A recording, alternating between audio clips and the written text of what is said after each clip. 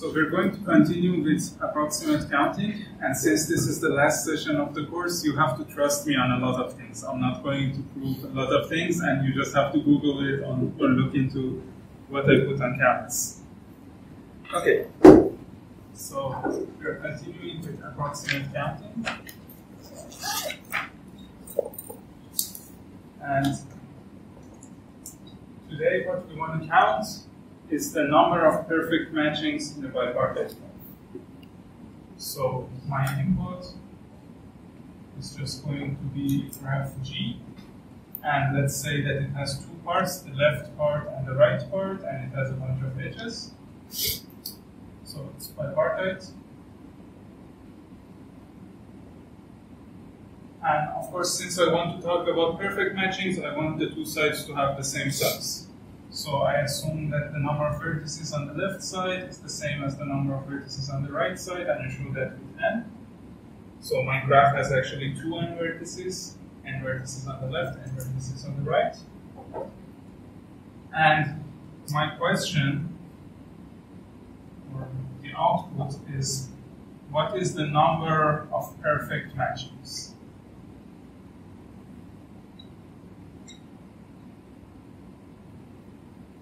So just to refresh your memory on what these things mean, a matching is just a bunch of edges so that they do not share any vertices.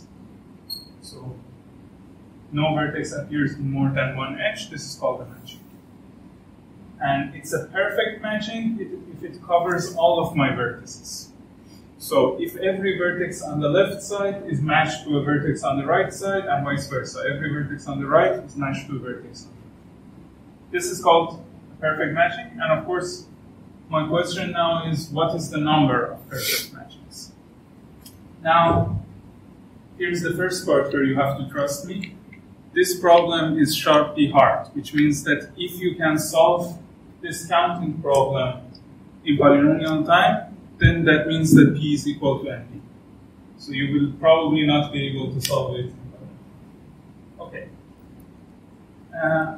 But of course we want to do approximate counting, and remember that when we wanted to do approximate counting, the idea was that if I have some optimal answer or some actual answer, let's say big N, then I want to find some approximate answer, let's call it n tilde, such that it is at most my actual answer times 1 plus epsilon, and at least my actual answer times 1 minus epsilon. Okay, so this is my goal now. And last session we saw some ideas on how we can do something like this. But before that, let's see what kind of algorithms can I have for this problem if I want to solve it exactly. Of course, I'm not looking for polynomial time solutions here. So, first of all, how big can this number be? How many perfect matchings can you have at most in a bipartite graph that has n vertices on each side? So, we might have a complete bipartite graph. So I might have a case where every vertex on the left is connected to every vertex on the right. And what this means is that any kind of permutation would give me a matching. So I can have n factorial perfect matchings. Okay. So what does this really mean for me? It means that if I have an algorithm that just tries to find every single perfect matching, that's definitely going to take a long time. Okay. But let's see if we can find a relatively better algorithm. So I know that n is the number of vertices that I have on each side. Let's say that I show the number of edges with n. Well, of course, in the densest case, m would just be n squared, because I have edges between every two vertices. But let's consider a case where my graph is not so dense. Let's say my graph is actually very sparse. Can I come up with a better algorithm? It's not necessarily a polynomial time algorithm, but can I do better than all n factorial? Or better than omega factorial? So, yes, well, a very simple thing would be that I can take a particular edge and I can say I just divide my answer into two parts. The perfect matchings that contain this particular edge E and the perfect matchings that do not contain it. Okay? And then I can write some sort of a recursive name. So let's say if I show my answer with F, I can say that F of this graph G is equal to F of G minus E. This is the number of perfect matchings in which I have removed this edge E. And what if I already have put this edge E into my matching? Well, then let's say the two endpoints were U and V. Then I know that U and V are already matched. I don't need to match them again, so I can just remove them from the graph and look at the rest. So plus F of G minus U minus E. Okay. And it's pretty easy to see, well, the size of your instance is decreasing in both cases. Right? So even if I take a very non-tight and loose approach and just say that the size decreases by 1 based on the number of edges. So if I just write this according to edges, it's something like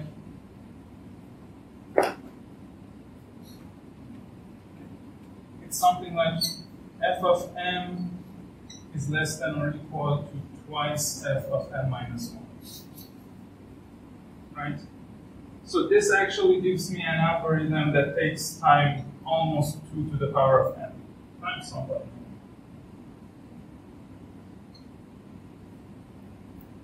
So in a sense, it seems like if my graph is sparse, my problem is kind of easier. And intuitively, that also makes sense because if my graph is sparse, I probably don't have too many perfect matchings. Right? So let's actually make our problem hard, and let's say that my input graph is a dense graph. So how do I say that this graph is dense? Well, I can just say that the degree of every vertex is really large. So I say that the degree of each vertex is more than n over 2. Let's say. So I want to make my problem harder. I want to only focus on the hard parts. I take the dense graphs where every vertex is connected to at least half of the vertices on the other side. Strictly more than that. Okay, now I want to solve this problem. Let's see if we can apply the technique that we saw last time. So our technique from last session was what we called Monte Carlo sampling.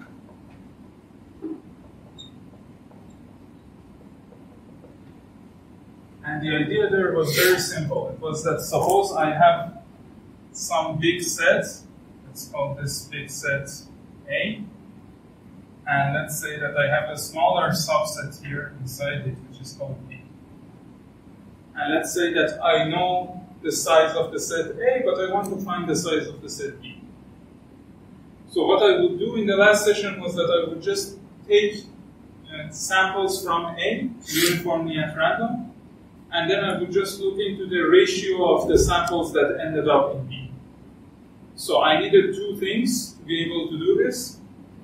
I needed to be able to sample uniformly at random from A. And I also needed some algorithm that, given a sample, tells me whether my sample is actually the set B or not. So I needed to be able to check membership in B. And we usually wanted this to be done in binomial. And then the whole idea was that I just take a lot of samples, I look at the ratio of the samples that end up inside of B, and then I say hopefully this ratio is close to the actual ratio, and that was the approximation that I had. So I said that if I have n samples, let's say, and let's say S of them succeeds. So S samples end up being in B. Then the idea was that the ratio of the size of B to the size of A should be something like S over N. And again, I'm using notation. I'm using S both as the set of succeeding samples and the number. So you know when it's a number, when it's a set. So I could just take this and I could multiply it by A. And I could say that I think the size of B is approximately this much. And then we saw how many samples we need to take last session so that our approximation is close enough with a good enough probability. So the idea was that for any epsilon and delta, I could find the number of samples that I need so that my approximation is within epsilon factor of the actual answer with probability more than 1 minus delta. Right? And the thing that I want you to really remember from the last session was that this whole thing only worked if I could find a polynomial bound on the ratio of the size of A to the size of B. So the number of samples that I had to take was dependent on the ratio of the size of A to size of B, so I needed B to not be too small in comparison with A. Okay? So let's see what happens if I want to apply this kind of Monte Carlo sampling to counting the number of perfect matches. So, of course, I want my set B to be the set of perfect matches, because that's what I want to count. But what can I put as my set A?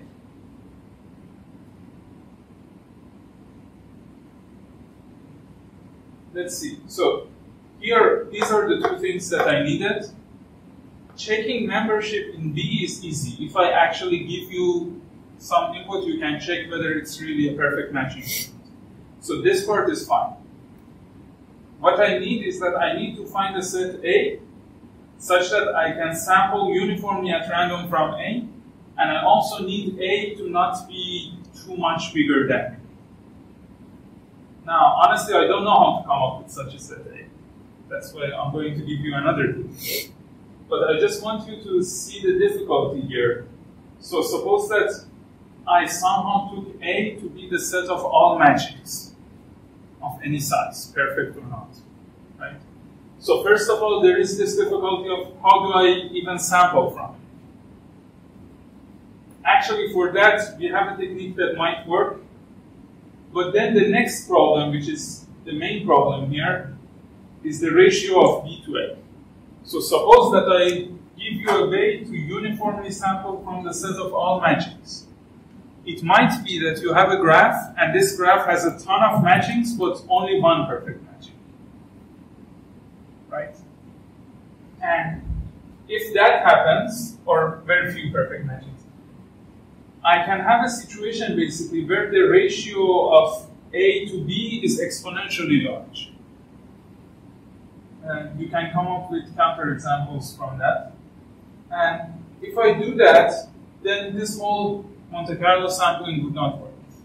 And of course, I have no control over my input. The only thing I know about my input is that it's a bipartite graph and the degree of every vertex is large. So basic Monte Carlo sampling would not work. Okay. But now I want to consider something else. It's actually a very similar idea, but it will very soon become more and more different.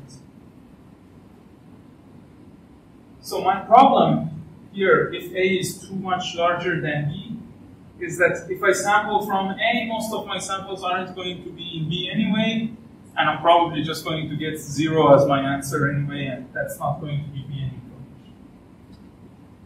But what happens if I don't have the set A at all, and if I somehow can sample uniformly at random from B? So this is the question. Let's say B is the set of perfect matches. And I don't have another set that contains B. but I somehow magically have an algorithm that gives me a perfect matching and gives it to me uniformly at random. Okay. Can I use that to count the number of perfect matchings?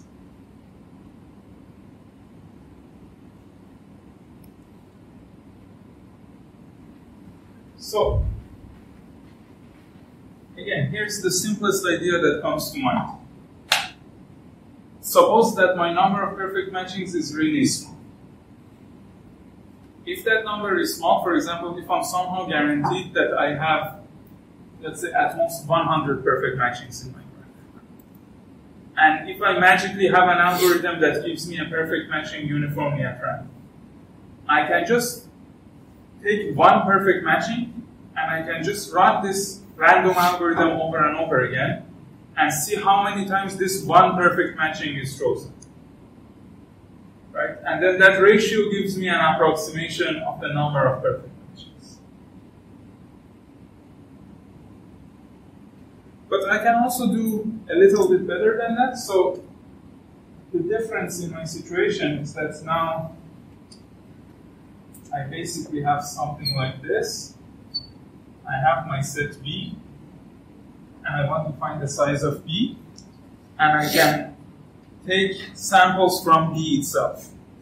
So what I did was that I just took one element in B, and I said maybe call that one C, and then I do the same Monte Carlo sampling that I had before. I know that the size of C is 1, so if I can somehow approximate the ratio of the size of C to the size of B, then I have approximated the size of B.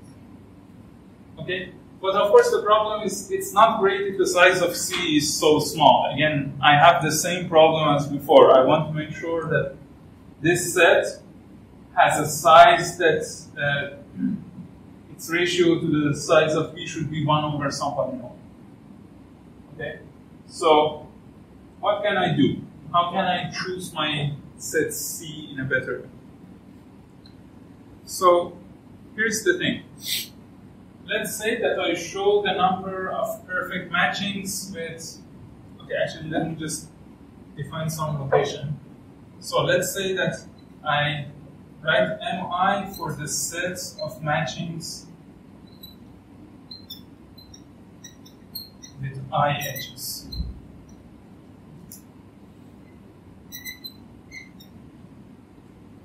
Okay. So what I want to find is the size of Mn. And just to make things easier, let's say that I use small mi to show the size of the set in mi. Okay. So what I want is Mn, number of matchings with n edges. Now, I want to kind of apply the same idea that I had in the sparse case. I want to say take a particular edge and see what happens with that particular edge. So let's say this is again my graph. And I take some edge E in my graph.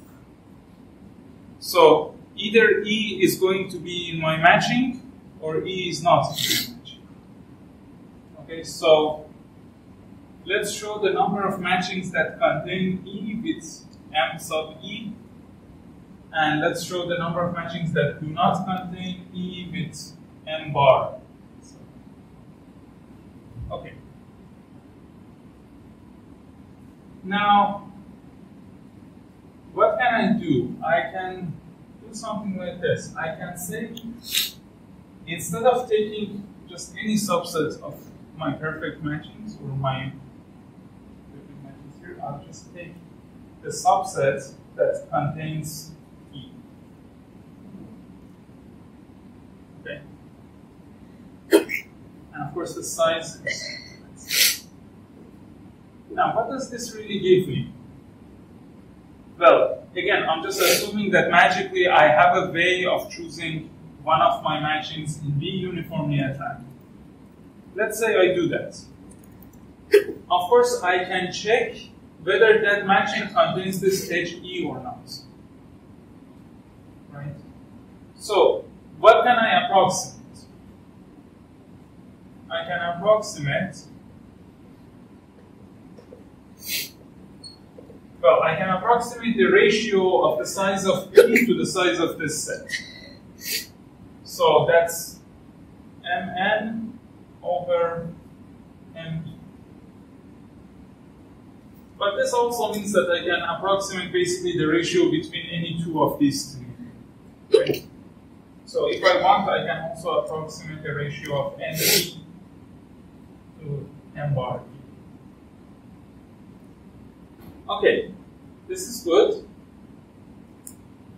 But does this really give us an algorithm? Well, in a sense, yes, because I can just continue this over and over again, right? So here's the thing. Suppose I want to compute Mn, number of matchings that have n edges. I say I first remove the edge E, and I recursively compute the number of perfect matches in the graph that does not have this edge. So that gives me this one, M bar, right? But then, if I can somehow, again, this is the magic part which I will show you later. If I can somehow take samples uniformly at random from this V, which is basically Mn, then I can find the ratio of these two things. So I have this one, and I have the ratio of these two, so I can, of course, find this. So this is my algorithm now. So a simple algorithm, or, well, this is not going to completely work, so let's just call it our first try, is this. Pick some edge E, and you don't have to pick it uniformly at random, you can just pick it arbitrarily. And after you picked it, first remove it, so just recursively find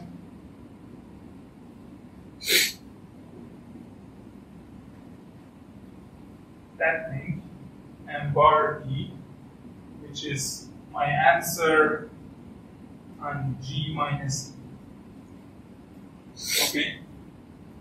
And then use this thing. Use Monte Carlo sampling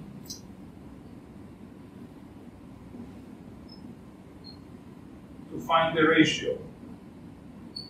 Let's call it rho because it's a ratio, and what do I want? Well, I want, let's say, Mn divided by M. Okay? And then just return this ratio times the size that you have. Now, there are some problems here. Well, first of all, I have a problem here where I say recursively find this value. My algorithm is an approximation algorithm. So I cannot find this value exactly. So instead, I can just approximate this. So recursively approximate this value. So now I have a recursive algorithm. And there are two problems with my recursive algorithm. The first problem is that I'm just doing approximation on top of approximation, right? So I'm approximating this, and then I'm approximating the ratio, and then I'm multiplying them, and I'm doing this recursively, maybe with the depths of m, right? So even if I have a small error, it might be that my errors just multiply and give me a huge error overall. That's the first problem. The second problem, of course, is that my algorithm uses magic, and we don't have that magic. I don't know how to do this Monte Carlo sampling. Okay. So, but this idea that I showed you here, this is called self-reducibility. So the idea is that the answer basically reduces to the same problem over kind of a smaller instance. And then if we have this kind of self-reducibility and we can also do Monte Carlo sampling like this from our answer set, then of course we have an algorithm that can approximate the size of the set. Okay. But let's go further and let's just try to build on these ideas. Again, this is not a working algorithm. This is just a prototype of what we hope to achieve.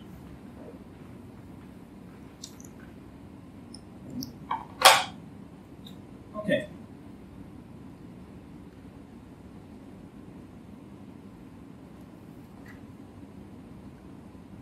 So it's a bit hard to just sample from the set of all perfect matchings, right?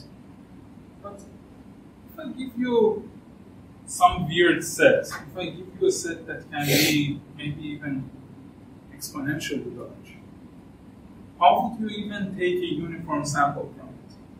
Because in a sense, we think that if we want to take a sample from a set, we first generate the elements of the set and then count how many they are, and then we pick a number between 1 and the number of elements in the set, and that's how we normally generate a random member of the set.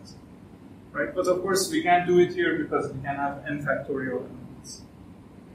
So I have to start by giving you an alternative way of generating random elements from a set.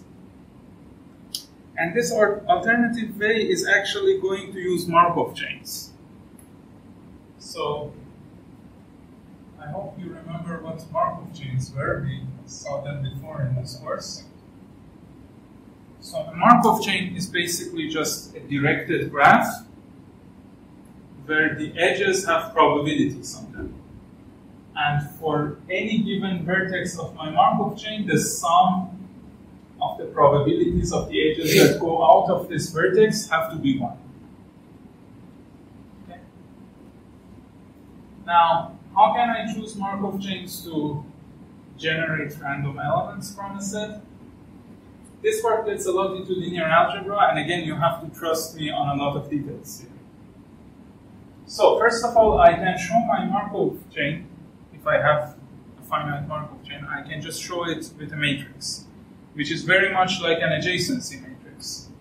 So I can just have a matrix A, and let's say that its elements are aij, and let's say that this matrix is n by n, assuming that I have n vertices in my Markov chain. And then the entry at position ij is the probability of the edge that goes from I to j. Okay, and if that edge doesn't exist, then of course it's zero. Okay, so I can show any Markov chain with just an adjacency matrix like this, or a probability matrix like this. Actually, yeah, in linear algebra they call it a stochastic matrix. Okay. Now, what probability should this matrix have? What property should this matrix have? We said that for any vertex I, the sum of probabilities of edges that go out of I should be 1. So basically, I should have that for every I, the sum over j of aij is 1. What does this mean in terms of the matrix? So every row of my matrix sums to 1. And of course, these are probabilities, so all of my elements are greater than or equal to 0. So all of my elements are between 0 and 1, and every row sums to 1. And of course, if I have a matrix like this, I can create a Markov chain out of it. Now, we've seen how we use Markov chains before. We start from a vertex and we just do a random walk. So whenever I am at a vertex, I take each one of the outgoing edges with the probability that is written on that edge. And then I just walk forever. I continue to take my walk and I randomly just go all over the edge. Now, what kind of things can happen in my Markov chain if I do a random walk like this? Well, first of all, would I necessarily see all of my elements? Would I necessarily see all of the vertices in my Markov chain? Probably not. So you can easily come up with examples. So let's say this is my starting vertex, and then from vertex 1, I just go to vertex 2 with probability 1, and when I go to vertex 2, I just stay there forever. And then I can maybe even have vertex 3 here on its own, and yeah, of course it has to have outgoing edges, so with probability 1 back to itself. And of course, if I start at 1, I will never get to it. So this is kind of trivial. If my graph is not connected, I cannot go to a different connected component. But that's not all. Actually, we have to also look into the strongly connected components of this graph. Right?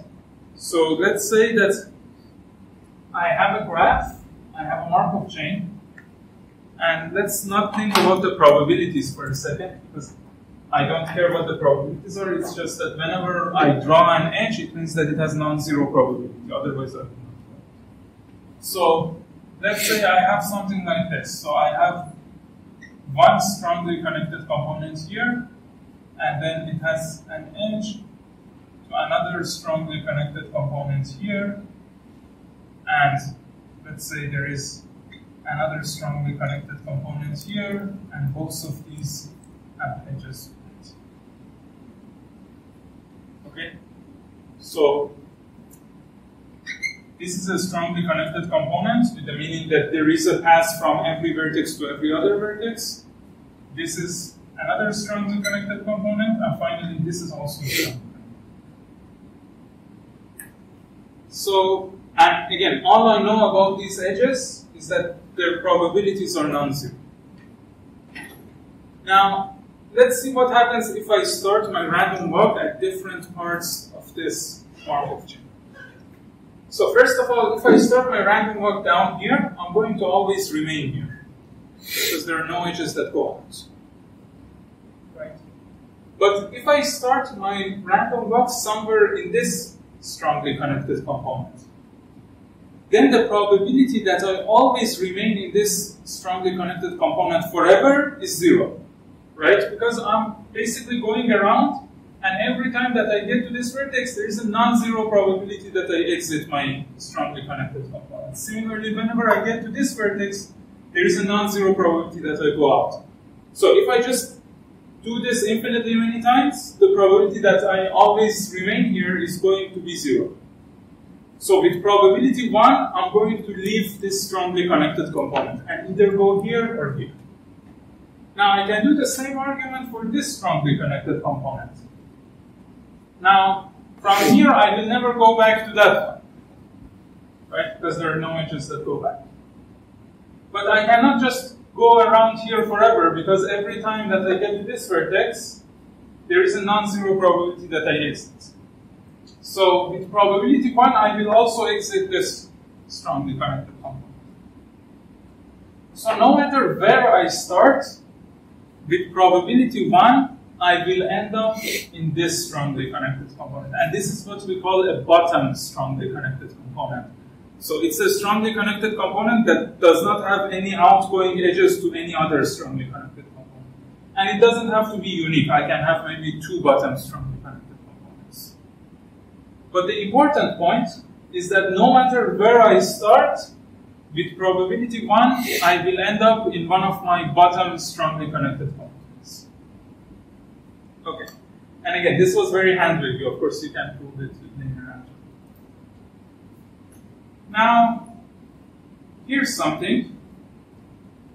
Let's say that I don't choose my starting position as just one position. I choose it according to some probability distribution.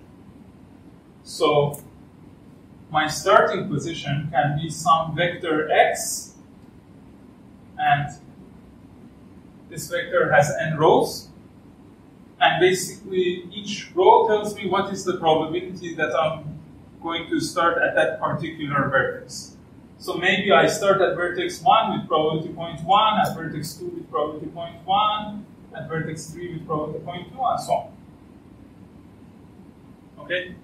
And of course, I want all of these probabilities to sum up. So let's say I have a vector like this. Now, what does AX give me?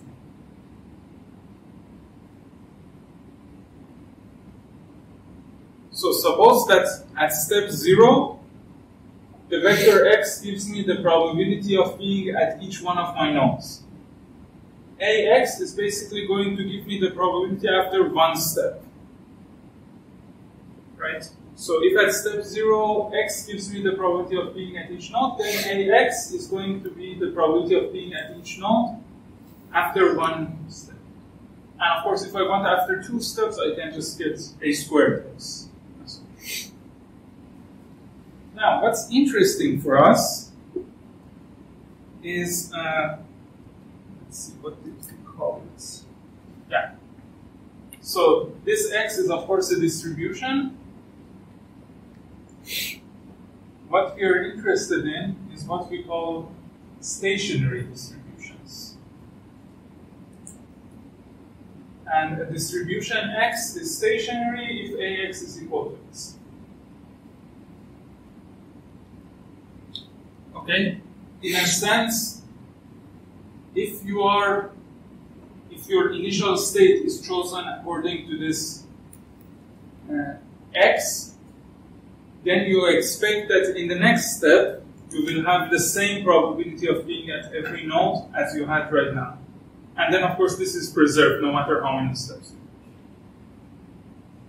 Now, computing stationary distributions is easy, right? Because you know what this is called in linear algebra.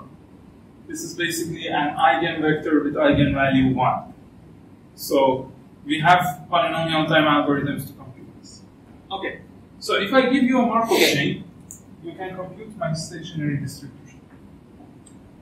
But would this stationary distribution be unique? Well, not necessarily. It might not be unique. But when is it unique? Now, I'm going to tell you when it's unique, but I'm not going to give you a proof. So, it's unique when my Markov chain, let's give my Markov chain a name, so let's call it MC because it's a Markov chain. It's unique when my Markov chain has 2 properties. So it has to be what we call irreducible, and it has to be aperiodic. And actually, a Markov chain that has both of these properties is usually called periodic. Okay, what does irreducible mean? Irreducible means that there is only one strongly connected component. Right? Because if I have a situation like this, where I have different strongly connected components, you can imagine that intuitively, it really matters where in this Markov chain I start my random walk. Right? So, that's not great. So I want the case where my entire Markov chain is just one big strongly connected component. Now, if my entire Markov chain is one big strongly connected component, what does this mean? It means that if I start at a particular vertex u, and let's say that I want to reach another vertex v. So remember, we solved this problem before. What is the probability of reaching v if we start at u? But if I just have one strongly connected component, this probability is always going to be 1, the probability of eventually reaching v. Why? Because again, we can just imagine it intuitively. If I take all of my vertices other than v, there are some edges that come to v. So if I just keep spinning in the other vertices, I will meet vertices that have those edges. And then the probability that I never take those edges is 0. If I just do this forever. So if I have only one strongly connected component, then no matter where I start, I will visit every other vertex with probability 1 eventually. Okay, so this is why I want irreducibility. But in a sense, what I want to say is that I want to say it doesn't matter where in the Markov chain you start your walk. Right? So irreducibility says that, okay, it doesn't matter if you start at U, after a bunch of steps you will eventually get to B. So no matter where you start, you can just assume you were starting at V. Right? Because with very high probability, after a finite number of steps, you're going to get to B. And then from there onwards, your behavior is the same as if you started. Okay. But what is the aperiodic part? So the aperiodic part is actually, well, when I give you the definition, it looks weird, but when I give you the intuition, it's very easy. So it says that the greatest common divisor of the sizes or the lengths of all cycles in my Markov chain has to be 1.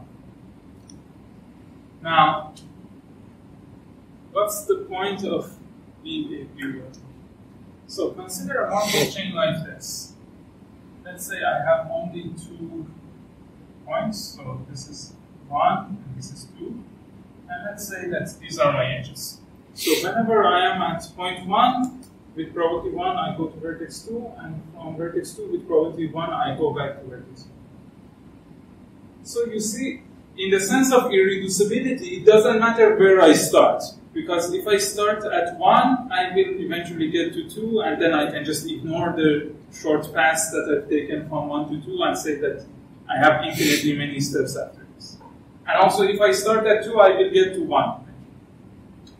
But 1 and 2 are still, in a sense, distinguishable from each other.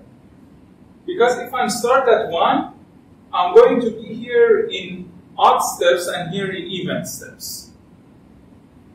Right? Whereas if I start at 2, it's the exact opposite. So all this last part, the aperiodic part is saying is that we don't have this kind of distinguishability either. So another way of thinking about it is that if I take a large number of steps, so let's say that I take big N steps, and big N is really large, then it doesn't really matter where I started from. Okay? And for it to not matter, I have to say that, okay, if I take a large number of steps, very likely I'm going to be at every other vertex. And also, it's not like my vertices are divided into different sets, and I can say like which parity I have or something like that. So I don't have a period, basically. So the lengths of the cycles, if I take the greatest common divisor, that's 1. Now, a very simple way to have an aperiodic Markov chain is if you just have a self-loop in your Markov chain. Right? Because if you have a self-loop, then that's a cycle of length 1, and then, of course, the GCDs. And in the examples that we will see, we always have self-loops. So you don't even have to really think about this part. The part that is more important is the irreducibility. That's from every vertex, I can get to every other vertex with probability 1. Okay. Now, so we know that this whole thing, this stationary distribution, is unique. Okay, so stationary distribution is unique if the Markov chain is ergodic.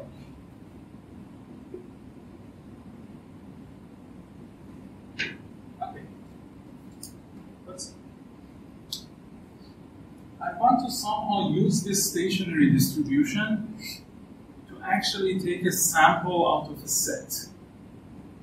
And I want that set to be the set of vertices that I have in my Markov chain. Okay? So here's the thing. Suppose that my Markov chain has a lot of vertices in it. So I'm not actually going to construct my Markov chain. But I'm going to start somewhere in my Markov chain, and then I'm going to do this random walk. And I'm going to set a number n, big N, for the number of steps that I'm going to take, right? And I want to say that after I take so many steps, I am at each one of the vertices of my Markov chain with almost the same probability. That's the whole idea. So for that to happen, of course, I need my Markov chain to have a stationary distribution, and I want it to be unique. I want it to have all those nice properties because I want to say it doesn't matter where I start my random walk. But I also want my stationary distribution to be the uniform distribution, because I want my sampling to give me a uniform element of my Markov chain. Now, this is the part where, again, you have to trust me, and you can find this in probability or linear algebra books. It's actually not too hard to prove, but we just don't have the time. So, remember we said that the matrix A is stochastic if we have this condition. So suppose that I also have the same condition for every j. So I say that for every j, the sum over all I of aij is equal to 1. Okay? So suppose that every row of my matrix sums to 1, and every column also sums to 1. So this kind of a matrix is usually called bistochastic or doubly stochastic.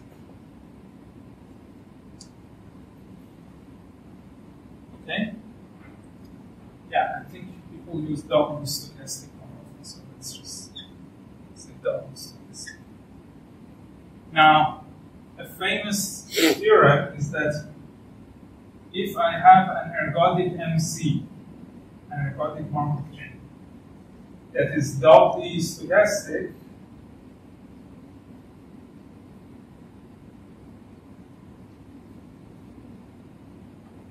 then it has a unique stationary distribution, and that unique stationary distribution is the uniform distribution.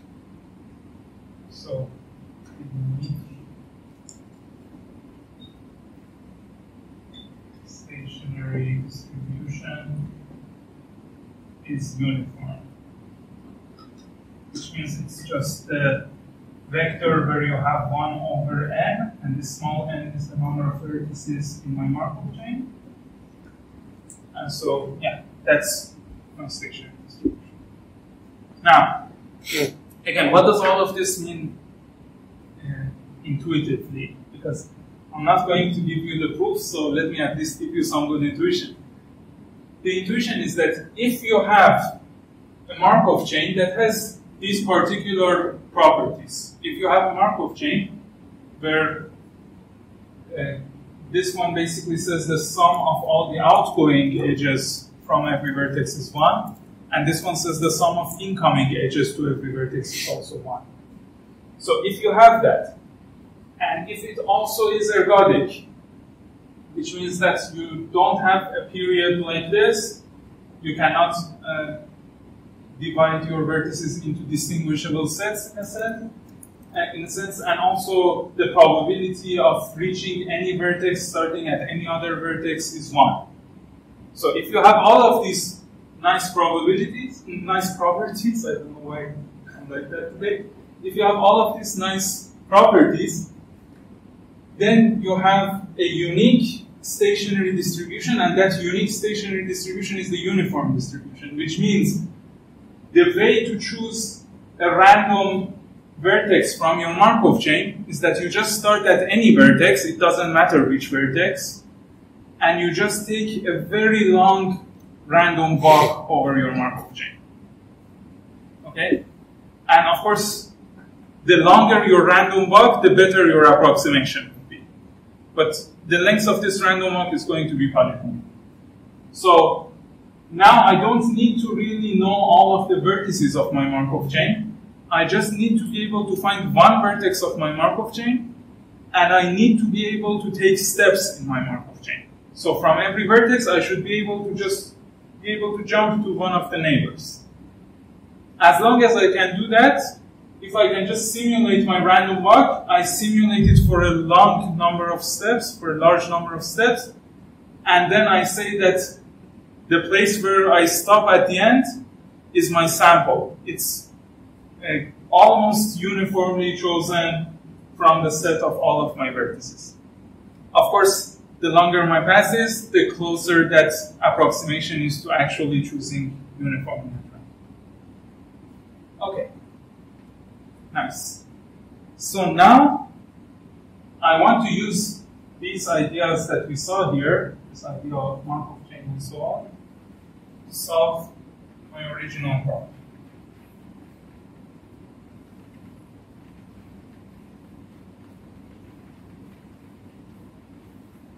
Actually, I'm going to do something that is kind of like a combination of the Monte Carlo sampling method and this idea of Markov chains. Okay. So again, what was my problem when I was doing Monte Carlo sampling? My problem was that I wanted the set of all perfect matching, so I wanted the size of that set. And maybe I could sample from the set of all matchings, but then the ratio was not great. So here's the thing. We defined the mi to be the number of matchings with I edges. Right? My goal is to find or approximate mn. How can I do that? Well, suppose that I can just find the ratio of every mi to mi plus 1. Okay? So I can write my mn like this. I can write that mn is mn over mn minus 1 times mn minus 1 over mn minus 2, so on, times m2 over m1 times m. Of course, everything here cancels out, and then I just have that. But the reason I'm doing this is that I want to give these things a name. So I'm going to call this one Rn, I'm going to call this one Rn minus 1, and so on. So generally, Ri is the ratio of mi to mi minus 1. So Ri is the ratio of the number of matchings with I edges to the number of matchings with I minus 1 edges. Now, why am I doing this? Because I want to be able to do Monte Carlo sampling, and I want to be able to claim that the size of these two sets are different by at most a polynomial factor. And if I was to just use mn and m1, I couldn't really say that. It might be that they're different by much more than a polynomial. So now my algorithm is to approximate every Ri. And if I can approximate every Ri within a good approximation ratio, and if I also have M1, then I can just multiply all of them and say that this is my approximation for M. Okay. But now I have to fill in some details. First of all, what is M1? M1 is the number of matchings with just one edge. But that's just the number of edges. So this M1 is just M. Okay, so now I have to find the ratios. I want to find the ratio of mi to mi minus 1. How would I do it? Well, let's try something like Monte Carlo sampling. Let's say that I have one big set and one small set. And the good thing here is that I just want some sort of a ratio. So I don't need to find the size of any of these sets. I just want to find a ratio. But what are these sets themselves? So here's how I would choose my set. I would say that this one is just a set mi. So the set of matchings with I edges. And I would say that this bigger one is mi union with mi minus 1. So my big set is the set of all matchings that have either I edges or I minus 1 edges.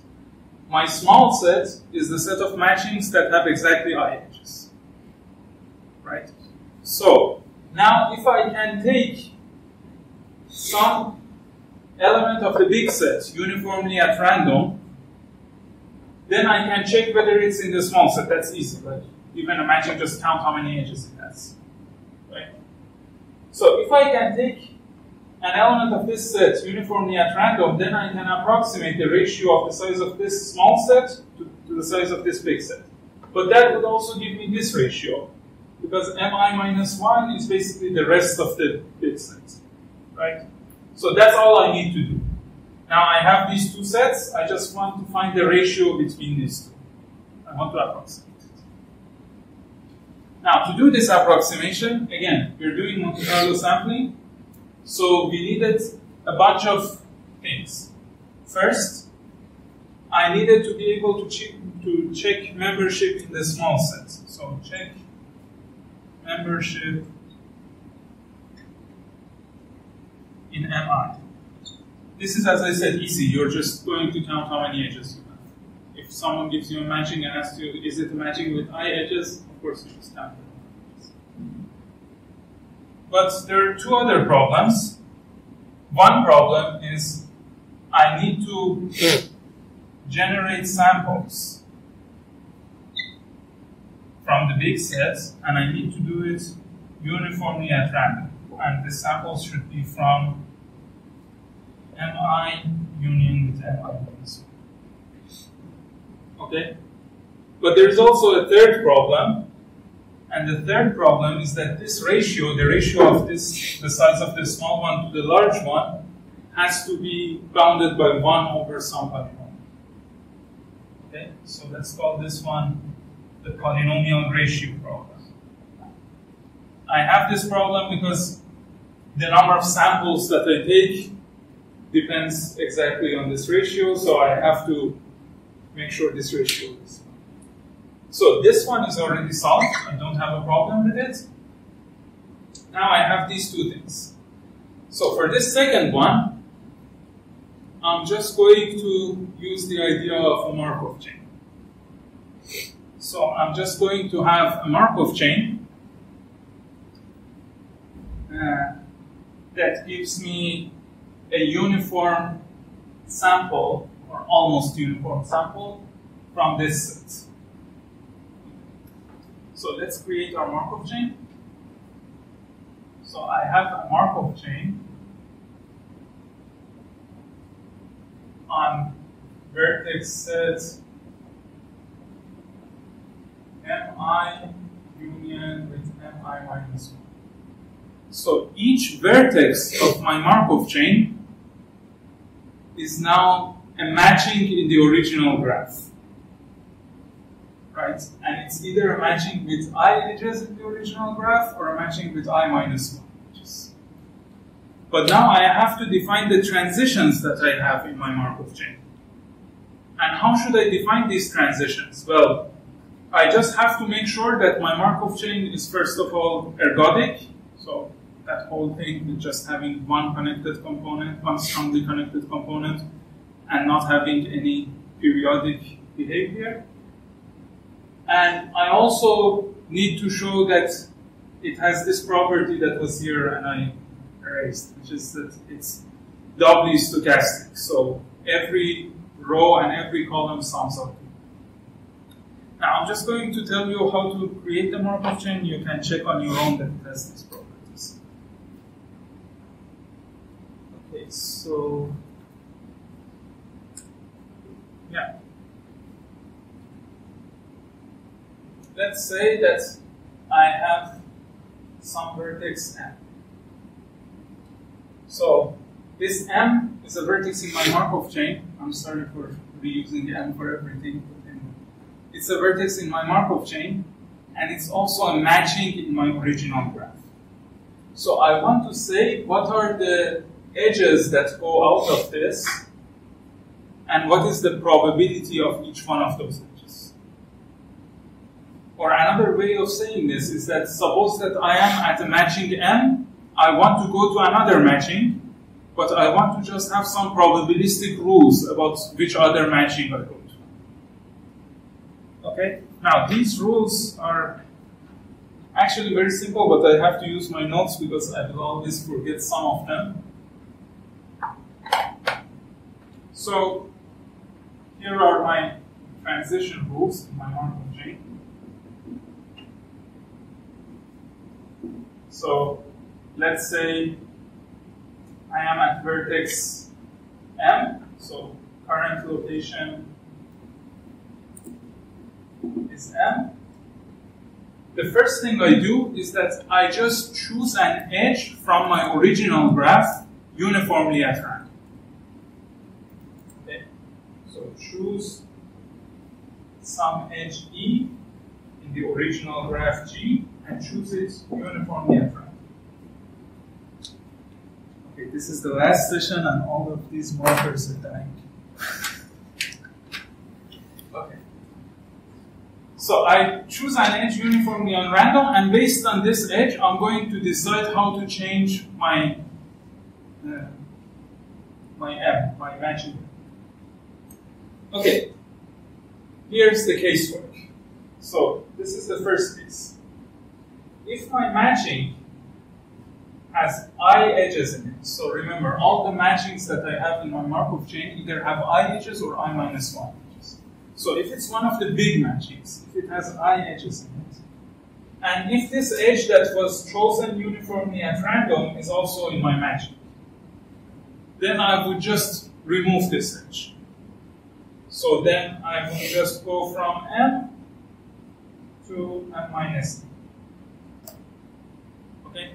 And again, I'm explaining this in an algorithmic way, but this is actually creating a Markov chain because this edge E was chosen uniformly at random. So this transition has some probability associated with it.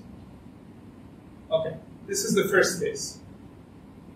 Now, of course, the second case is that, again, I have one of these big matchings, but the edge E that I chose uniformly at random is not in my matching. In this case, I just say stay where you are. So in this case, just go from M back to itself. Now, I have to consider the cases where my matching is a small matching. It has I minus 1 edges. Okay. It's here.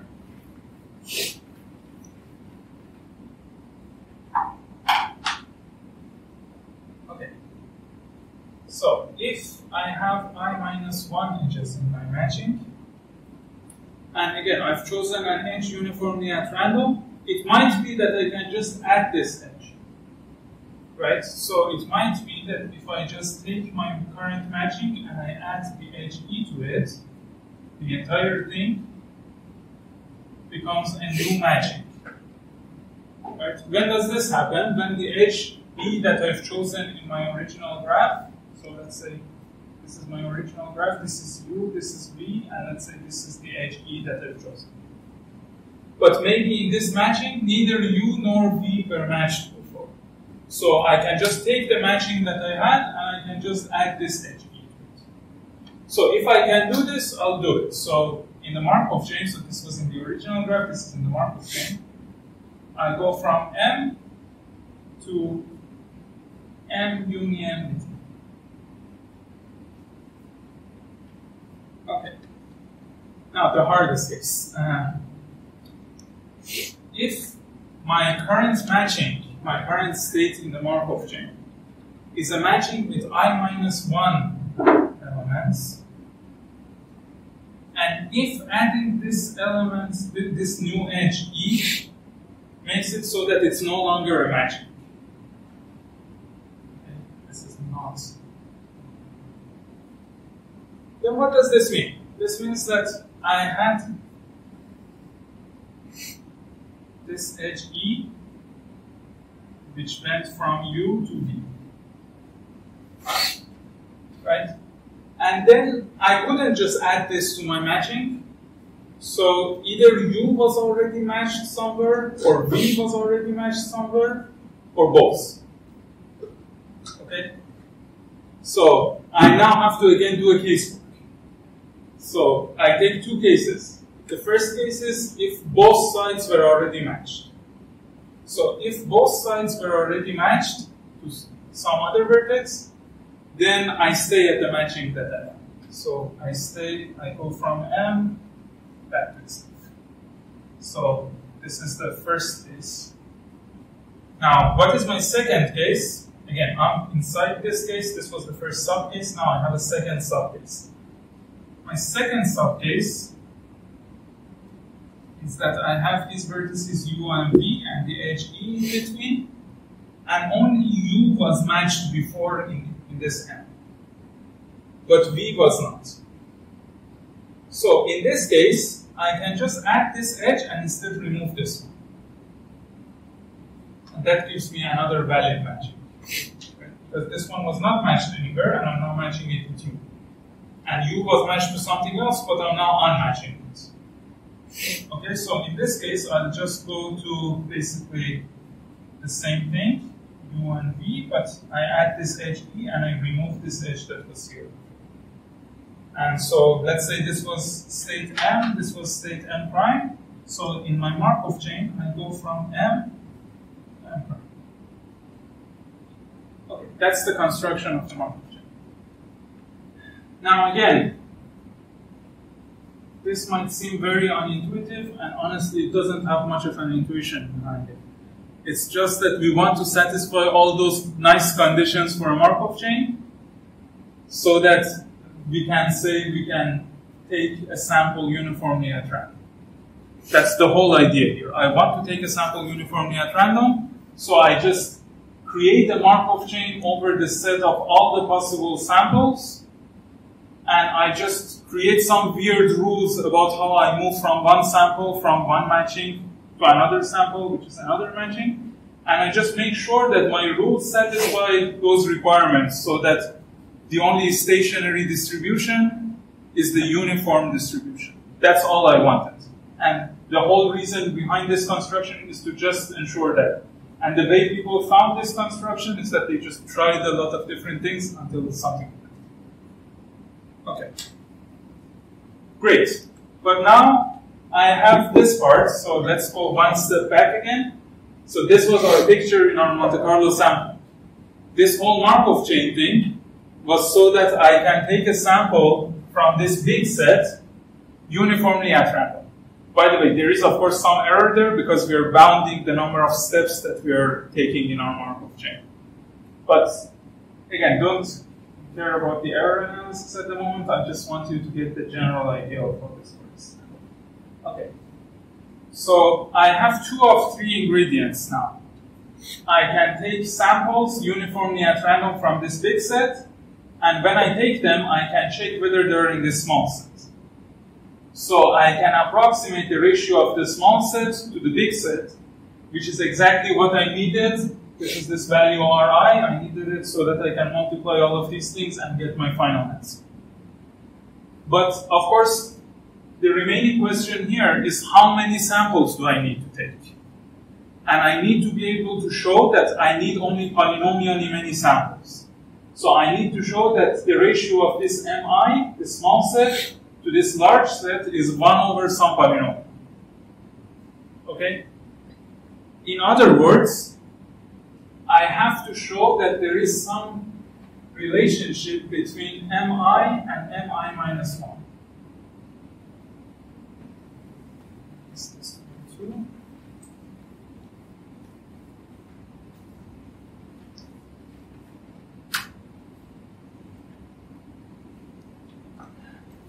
Okay, so this is the lemma that I want to prove.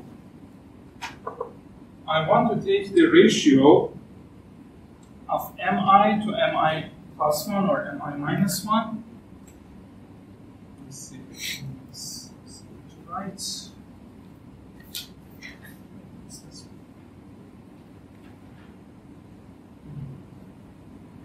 Okay, so I want to take this Ri that I had here, Mi over Mi minus 1, and this is my claim. I claim that Ri is at most n squared. And I claim that it is also at least 1 over n squared. Now again, if I can just prove this lemma, then my whole algorithm is finally complete. Because then I can say that the ratio of this set to this larger set is 1 over some polynomial, and then my Monte Carlo sampling works. Okay, but why do I have that? So Ri was mi over mi minus 1. So this is the number of matchings with I edges in them, and this is the number of matchings with I minus 1 edges. Why are they not that different? Why are they only different by some polynomial, in this case n squared?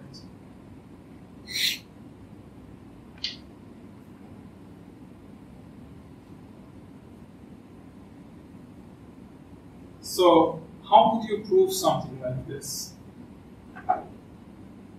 Basically, I want to show that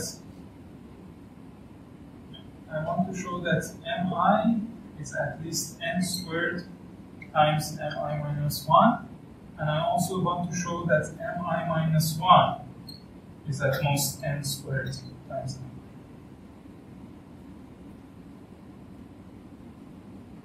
I have two sets. I want to show the ratio between them is at most n squared.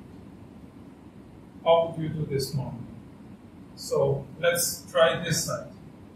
If I take some element of the set of matchings of size I, if I take some element of my first set, and I somehow associate to it at most n squared elements of the second set, and if I show that by this association I'm covering all the elements of the second set, then I have shown that the size of the first set is at most n squared times the size of the second set. Sorry, the size of the second set is at most n squared times the second set. Okay, so here's the thing. Let's first take a small matching and let's see how we can convert it to a large matching. So let's say I take some matching, again convert to call it M, and let's say that this matching had I minus 1 edges in it. How would you convert the matching with I minus 1 edges to a matching with I edges? Well, you can just see what kind of edge I can add. Right? Let's go over all of the edges, and let's see if I can add this edge to this matching so that I get a larger matching. So I take this matching and I associate it with all the matchings are of the form M union with some edge E. And these matchings have I edges. Okay? Now, when I take this matching here, how many different matchings am I associating it to? Well, at most the number of edges that I have. And the number of edges is at most n squared. So I'm taking one element of mi minus 1 and I'm associating it to at most n squared elements of mi. Right? And am I covering all of mi? Yes, because if you think about it from the other way around, if I have a matching with I edges, if you just remove one of the edges, that's a matching with I minus 1 edges. So this whole thing is covered. So this shows that the size of mi, which was this side, is at most n squared times the size of mi minus 1. Okay. This is good. So this is half of our lemma. We now need to prove the other half. The other half is that I want to show mi minus 1 is at most n squared mi.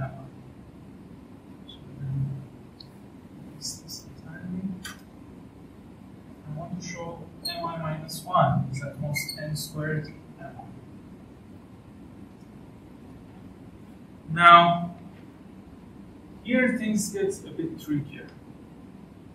Because now what I have to do is that I have to take one of the big matchings and I have to associate with it a bunch of small matchings. Right? But I can't just say, take one of the big matchings and remove one of its edges. Because that will not cover all of your small matchings. You might have a matching with size I minus 1, that is just a maximum matching. There is no way to extend it, maybe. Right? So this side of the lemma is actually harder to prove. Now, to prove this, I'm going to first prove another lemma. 2. And this is the lemma that I want to prove. I want to say for every matching with I minus 1 edges, so for every matching in mi minus 1, there is an augmenting path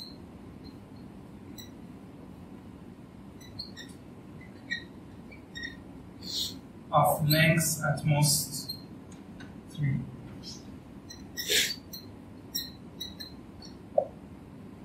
Okay. So remember what an augmenting path was. It was this idea that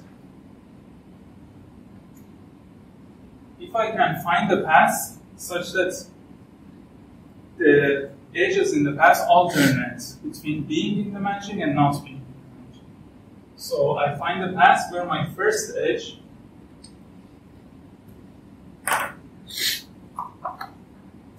don't have two working colors now.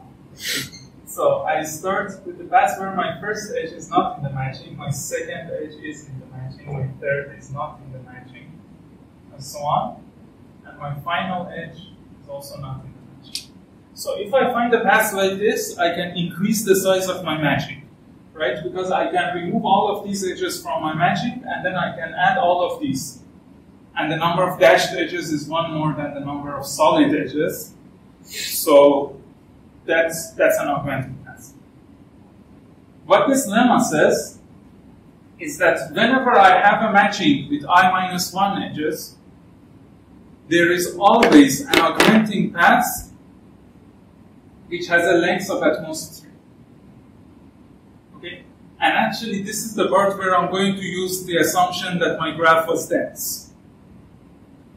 So let's say I have my graph. This is my graph. This is my left side. This is the right side of the graph. And I know that every vertex has a very high degree. Every vertex is connected to more than half of the vertices of the other side. Okay? So let's say I take a vertex u here that is not matched. I can always find that because I have I minus 1 edges, and I could have I edges, so it's not a perfect match. So I just take some vertex u here that is not matched. And I take some vertex v here that is also not matched. Now, first of all, if there is an edge between u and v, then I can just add that edge, and I get a bigger matching. And that edge on its own is an augmenting path of length 1.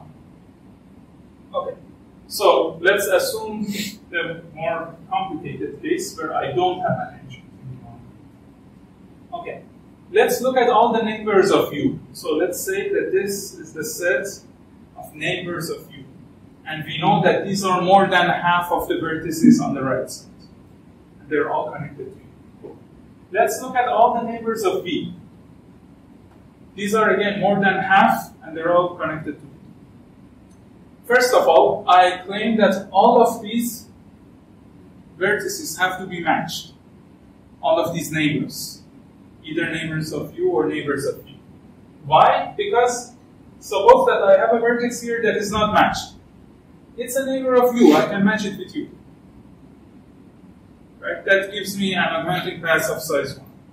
So now, the only remaining case is that all of these are already matched. But they might be matched with wherever, I don't know.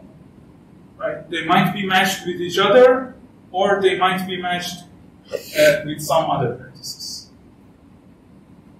Now, here's what I say. I say that it's impossible that all of these vertices are matched with others. So it's impossible that every vertex I get here is matched to a vertex that is not in the neighborhood of v.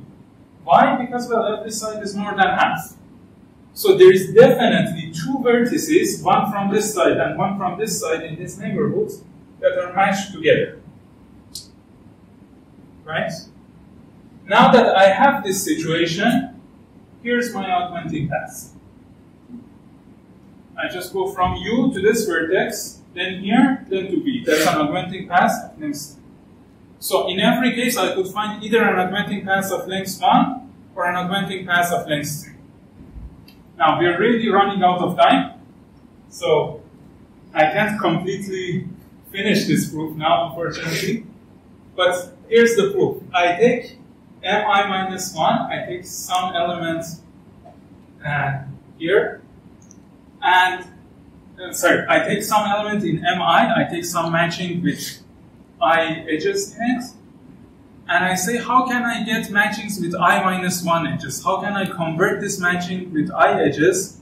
How can I associate it with a bunch of matchings with I minus 1 edges? So the way I do it is that I de-augment it. I look at all the ways, all the other matchings that could be augmented like this and give me my current matching. And you can actually count that and show that there is at most n squared of those. So this proves this part of the lemma where mi minus 1 is less than or equal to n squared. Okay. Now, all of these together, so I have this polynomial ratio 2. So finally, what is my overall algorithm? My overall algorithm is that I know m, which is the number of edges, and I just want to approximate all of these ratios. To approximate these ratios, I do this thing. I do Monte Carlo sampling. To do the sampling itself, I use a Markov chain. That's the whole Markov chain that we created. And then when I take a sample, I just check whether it's in MI or not. That gives me the ratio. I have to take polynomially many samples because the ratio is polynomial.